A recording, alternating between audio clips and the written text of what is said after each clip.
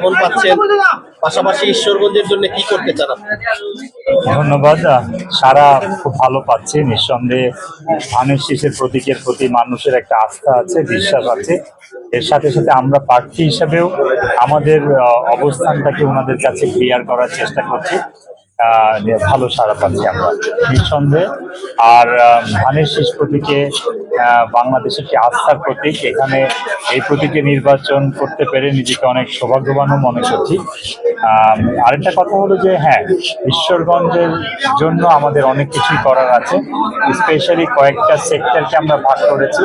একটা হলো আমাদের ঈশ্বরগঞ্জের 95% রাস্তাঘাটই খারাপ অবস্থা আছে, এটাকে ফার্স্ট প্রায়োরিটি দিতে হবে।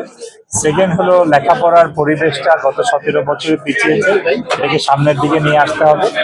স্বাস্থ্যসেবা মানুষের দোরগোড়ায় আমরা 6 মাসের ভিতরেই হসপিটালটাকে ব্যক্তিগতভাবে অথবা সরকারিভাবে এটাকে মানুষের কাছে দৃশ্যমান করতে চাই।